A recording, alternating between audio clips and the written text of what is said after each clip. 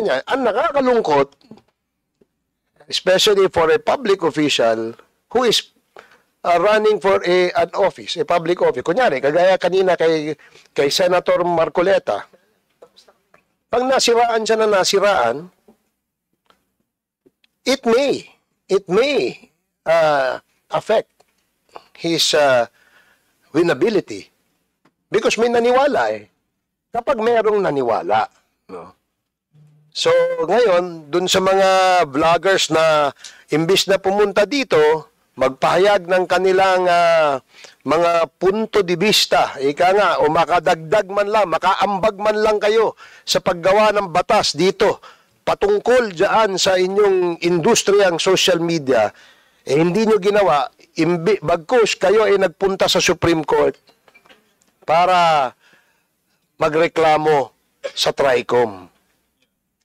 Yun, and they do this with bravado, ika nga. Sobra, di ba? Sobra yung yabang nito mga to. Mayabang nga sa post eh. But when you ask them to come here and, share your ideas here, they don't want. So, I'm glad that NTC has agreed with the position of this representation. Ngayon, doon naman po sa atin sa law enforcement, NBI and sa PNP, no, naiintindihan mo namin yung dilemma ninyo eh. Di ba? Yung dilemma that one, you cannot you cannot even subpoena a probable suspect at the moment. But following the doctrine of in flagrante delicto as espoused by Congresswoman Jinky Luistro, palagay ko meron na kayong legal na basihan. So maybe you can explore that. That's a good issue that you can study so that your job will become easy. Marami may naninira, hindi na lang, wala nang ang respeto di ba? They call names. They call us names. Tapos ang mabigat, yung nananawagan ng kaguluhan sa bayan. Di ba? Kayo, bilang law enforcers, naiintindihan nyo na ito ay isang malaking yung nananawagan ng kudita ngayon, hindi na ngayon makita eh. Di ba? Nung una, nung hindi siya pinapansin, ang tapang-tapang niya. Ngayon, when the authorities wanted to implement what the law says, nagtatago na ito. So, Mr. Chair, gusto ko pa sanang abaan, but I promise to you, 1 minute and 30 seconds lang. Actually, 15 minutes ka na. So, and okay. I'm sure this is not the first and the last hearing, no? No. Actually, meron pa tayong next hearing next week. Yes, Congressman Acop. I will yield the balance of my time to Congressman Acop. Thank you. Salamat naman sa nahiya ka. Congressman Acop, please. Mr. Chair, may I know if we have invited representatives from BIR and AMLAC? BIR? And AMLAC? We haven't invited them yet because actually we have given this time to the first 40 bloggers, no? Na nakita natin according sa CICC that have contents that are meron silang misinformation, disinformation, and malinformation content. That's the reason why we invited them first. But marami pa po tayong imbita. Mr. Chair, that we invite representatives from BIR and AMLAC in the next scheduled hearing. Okay, we will do that, Chairman Acop. So, Comsec, you are directed to invite the BIR and the AMLAC as well. Yes. My last point, Mr. Chair. Yes, sir. May I ask Attorney Ricky, he mentioned about the Dicini case.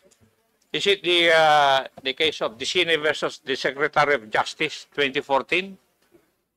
Yes po, Mr. Chair, Honorable Congressman. Yes. May I know the gist of that Supreme Court decision? Ang gist po nito, Mr. Chair, Honorable Congressman Acop, yung pagbalance ng right, yung freedom of expression at saka naman yung need na i-regulate nga yung tungkol sa paggamit ng cyberspace sa freedom of expression at freedom freedom of speech. So kumbaga dito binalance ng Supreme Court yung ano na yon. Parang balancing of interest po, Honorable Congressman Acop, Mr. Chair, yung nangyari dito. I agree. I just want to emphasize one thing, that in that decision, the Supreme Court simply suggested that defamation laws be crafted with care to ensure that they do not stifle freedom of expression. Tama. Tama ba, Attorney Rick? Yes po. But it also said, free speech is not absolute. Yes po. In other Mr. words, Chair. it is susceptible for government regulations. Would you agree with that? Yes po, Mr. Chair. Thank you. It is subject to certain restrictions as may be necessary and as may be provided by law. That is the gist of Dicini versus Secretary of Justice. And I think that is the reason why we are here this afternoon. To come up with regulations that would regulate those acts of people, purveyors of fake news, that they should operate within the bounds of law. I think that is the purpose of this afternoon. Thank you, Mr. Chairman. Okay, maraming salamat po at tapos na po tayo. But before Mr. Chair. that, wait. Yes, sir. Sir, Mr. Chair, just a clarification, Your Okay, Honor. go ahead. Just for 1 minute, Your Honor. Go ahead. Regarding my answer, Your Honor, to the query of the Honorable Representative Luis Tro a while ago, Your Honor, regarding the continuing nature of libel or defamation case or a libel, I just would like to clarify, Your Honor, so that this body could be guided properly, Your Honor, and because I don't want to be the source of a fake information, Your Honor. There are Supreme Court jurisprudence, Your Honor, stating that libel is not a continuing crime, Your Honor. Just for the guidance of the body, Your Honor. I can share the jurisprudence later on with the COMSEC, Your Honor. Mr. Chair, Thank you, Your Honor. Congressman Acop. may I ask the resource person who stated that hindi po ba under 101.75? Tama. Yes, sir. Yes, the prescriptive period for cyber libel is 1 year. Would that be correct also? Yes, sir. Oh. So 1 year lang talaga ang prescriptive period. If a case is not filed, then you can no longer file a case of libel Yes, Your Honor. under the cybercrime law. Yes, Your Honor. Thank you. Thank you, Mr. Chair.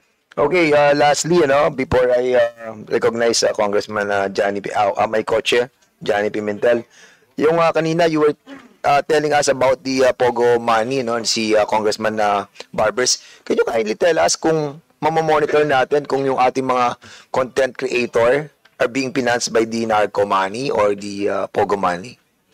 Can we? Kaya natin sa DICT, sa ating CICC?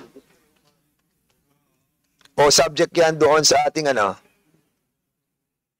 think we can reveal it if we can monitor that the financer. Mr. Chair, we don't currently have that information. What? We don't currently have that information, but we'll check. We'll check with other agencies involved. Kasi sinasabi nyo kanina, kita nyo yung mga suspect, di ba? May mga suspect kayo But ang problem niyo, you wanted to have an executive session kasi nga may involvement na ng national security. Can you divulge it to us after this? Can we have a Yes, Your Honor. Okay? Konti lang naman tayo.